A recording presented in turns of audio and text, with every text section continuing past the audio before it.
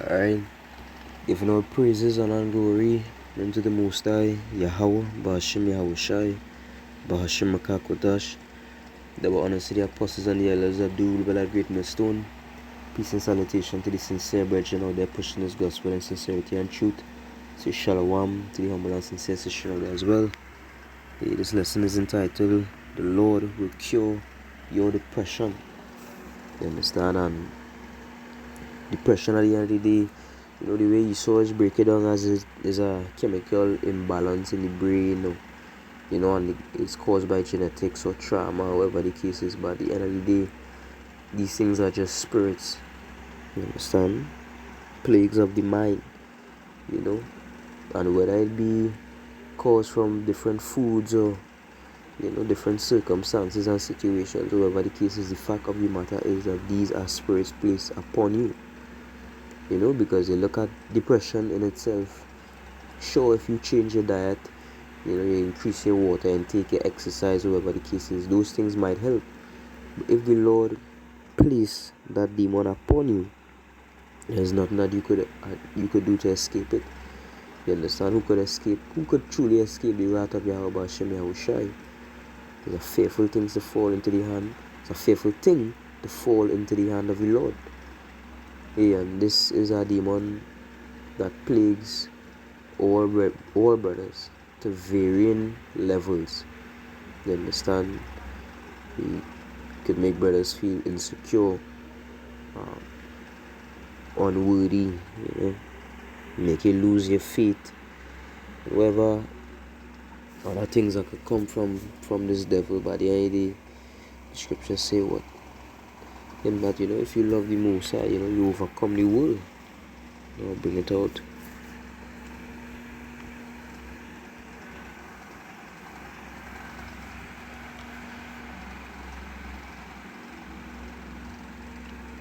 Right, 1 John chapter 5 verse 4. It says, for whatsoever is born of Yahweh overcometh the world, and this is the victory that overcometh the world, even our faith. Because in our faith lies what? Light. It lies wisdom, understanding, knowledge. It lies fear. It lies diligence. You understand?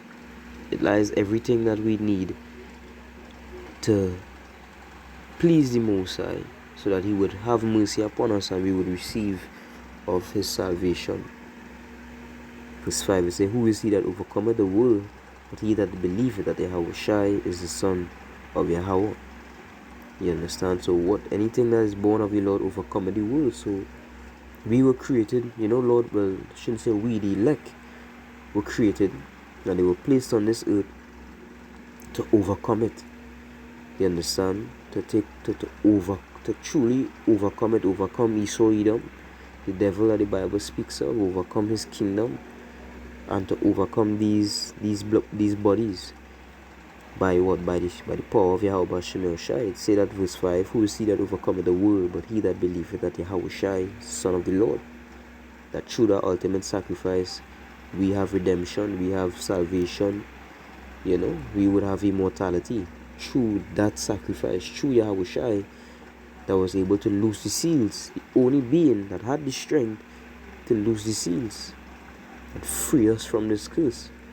You understand?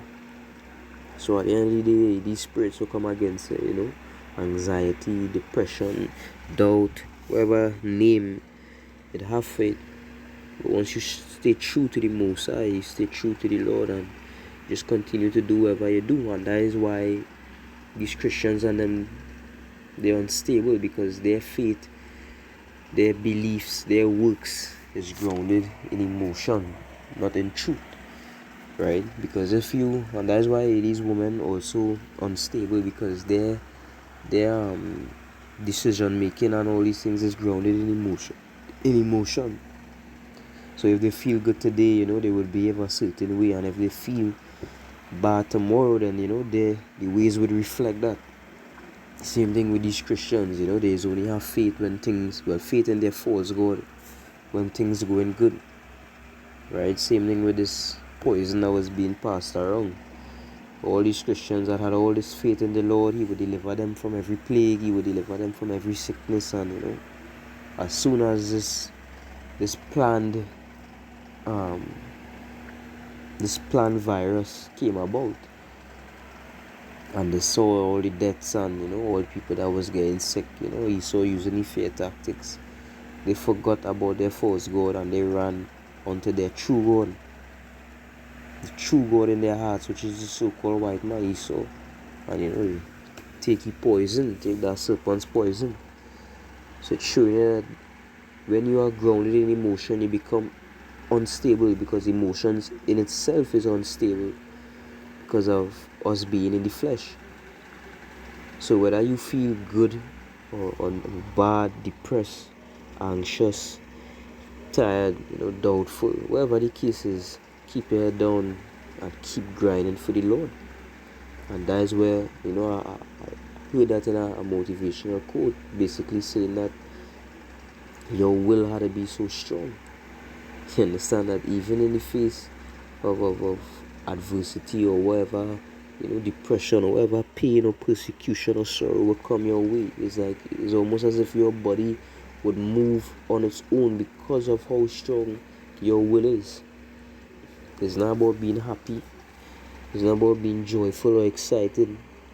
It's about doing the work. Because truth isn't grounded in emotion. Truth is grounded in truth. You understand? Being right, righteousness. Whether you like the things you hear or don't like it, it's not going to change the fact that it is true. You understand? So wherever your mood may be, wherever countenance your spirit might be in, keep the faith and hold strong and cleave unto Hashem Yahushai always, because the Lord is coming back to rid us of these plagues in the flesh. The Lord is coming to give us a heart of flesh, a new, immortal, incorruptible body. You understand? That will be programmed to be perfect. The book of Revelation chapter 21 verse 4, it says, and Yahweh shall wipe away all tears from their eyes. Right? So, plain to the point, when the Lord returns and we receive salvation, the Lord will wipe away all tears from our eyes. There will be no reason to be depressed. You understand? And sometimes the way depression does work too, it doesn't even have to be an external factor causing it. It could be internal, self-doubt, insecurity, or it could literally be you just not having any energy and just feeling depressed about just everything, about life itself. All that will be done away with. You understand? The Lord is coming to wipe away all tears from the elect's eyes, all the men, all the sincere brothers and the sincere sisters' eyes. No more reason to cry. He said, and there shall be no more death, neither sorrow, right? Neither depression. You understand? No sadness, no depression. There will be no sorrow, no crying. Neither shall there be any more pain, physical pain, spiritual, mental pain. There will be no thing as pain for Israel. You understand? They say, what for the former things are passed away, because these things only exist in this wicked ass kingdom. But when it comes to us, on our perspective, you understand? But in the kingdom of our Lord, the kingdom of Israel, these things wouldn't be found within our ranks. You understand? These things wouldn't be found within our people. The only tears that would be there are maybe tears of joy. You understand? But there would be no more sadness, no more reason to be sad, no more reason to cry. Verse 5, and he that sat upon the throne said, behold, I make all things new.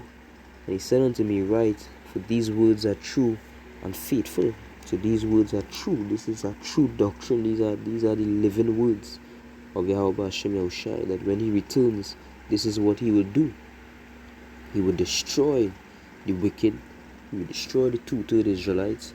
He will destroy the so-called white man and all these other nations, put them to death.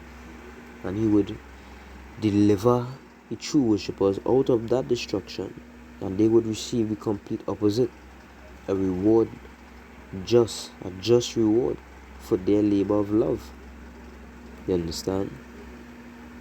In the book of Psalms, chapter 30, verse 5, it says, "For his anger endureth but a moment, in his favor is life. Weeping may endure for a night, but joy cometh in the morning." You understand? So the Lord's anger that he had towards us, and that you show the Lord is not grounded in emotion as well, because if he was, we would be destroyed right now. He would be consumed by his anger, and he would completely eradicate Israel and just make us extinct physically and spiritually. But the Lord had control over his emotions.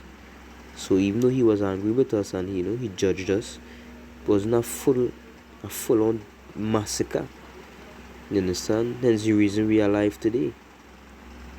Right? It say, but in his favor is life. You understand? It's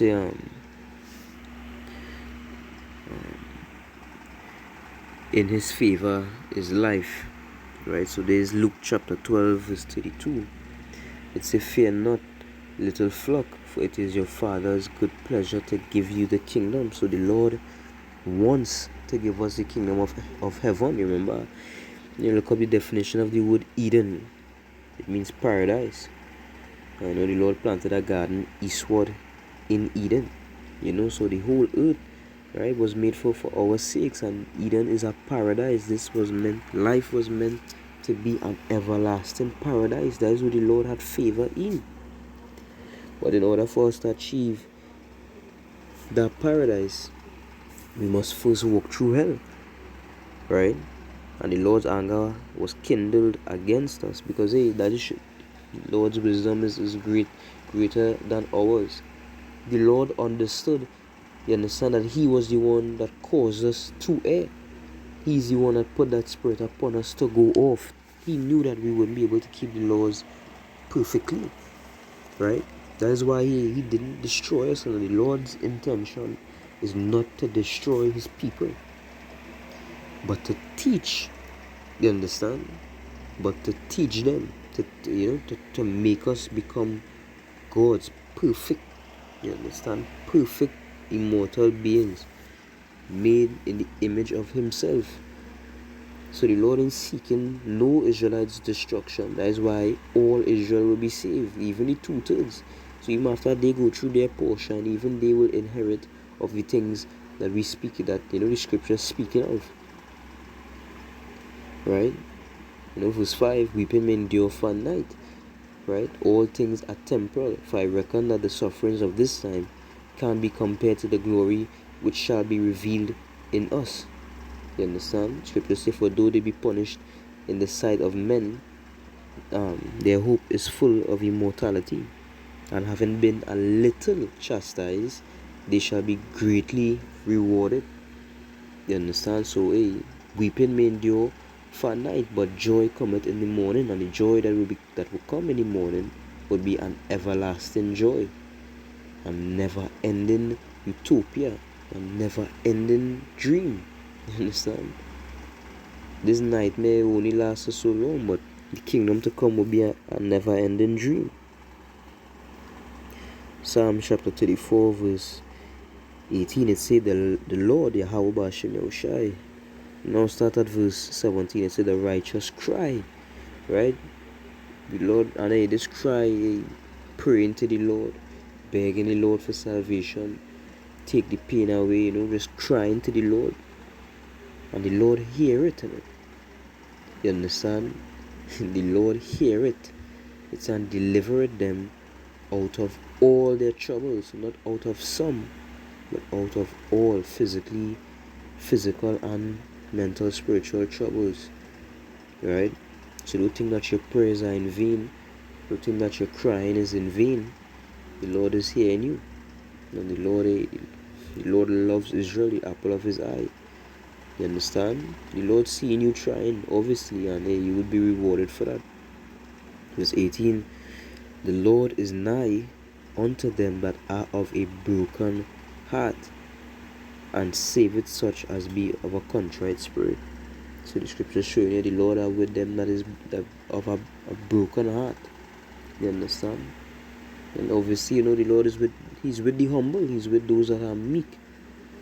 You understand? And us being in the state that we're in right now, we are broken-hearted, being subdued by our enemies, being chained in these corruptible bodies, just looking on the earth and seeing everything being destroyed.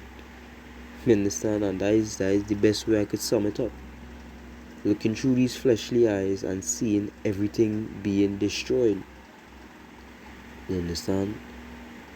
Seeing that there has no joy in this world. This is a literal hell. You understand? As the apostles always say, we are not living, we just existing. This isn't life. You understand? A death. This is a form of death. You understand? Just slaves. You understand? Just slaves in this devil's kingdom. And slaves to our own, in these bodies, especially in these bodies. You understand? Bound. Right? When the scriptures talk about the angels that kept not their first estate, he had reserved in chains of everlasting darkness. They think that is that the Satan's angels were fell, but no, that's referring to the elect. That's referring to the first fruits that fell from the kingdom. And the Lord placed them in these corruptible bodies until the judgment of the great day. And now that to show that in itself is a cut for these Christians, because there is no mortal man that live 10,000 years. We die. So how is it that we trapped in bodies until the judgment of the great day? That means that we will continue to be in these bodies. We will continue to reincarnate over and over and over again. And the only time that reincarnation into these fleshly bodies would stop is on the day of the Lord. And Israel will no longer be reincarnated in flesh. Right? The elect, they will be changed from mortal to immortal, from terrestrial to celestial. And the 2/3 Israelites will be put to death, and then they will be brought back again in those same celestial bodies. You understand? Let's move on to this last precept. Malachi chapter 4 verse 2. You say, but I'll start at verse 1. It says, for behold, the day cometh that shall burn as an oven, and all the proud and all that do wickedly shall be stubble. And the day that cometh shall burn them up, saith the Lord of hosts, that it shall leave them neither root nor branch. But unto you that fear my name shall the Son of Righteousness arise with healing in his wings, and he shall go forth and grow up as calves of the stall. So on one side you have destruction, you have hell, you have fire. But on the other side, verse 2, but unto you that fear my name, showing that the name important, the Son, the light of righteousness, which is what? The light is Yahushua. He would arise with healing in his wings. You understand? The Lord is coming with healing, and depression is a sickness. Ultimately, it is a sickness. You understand? Anxiety is a sickness. Right? Sicknesses are things that cause the body to work in a way it shouldn't. And that is my best way of describing it. Your body working in a way that it should not. Right? And that is exactly what depression is. And the Lord is coming with healing to mend you. You understand? To fix you of that brokenheartedness, to fix your broken spirit. You understand? When you look at the world, you look at the world through these fleshly eyes, and it's like it's black and white. There's no joy in this earth. See, in the kingdom of heaven, when you wake up, how you go outside, bro, you ain't gonna feel the same way right now. The joy, that burst of excitement that you would feel for this world, for the things in this world. Nothing could compare. You understand? Nothing could compare to the kingdom of heaven. And that is what you're fighting for. Right? So don't let no demon, push you off at your path. Just bring out this last one in Romans 8.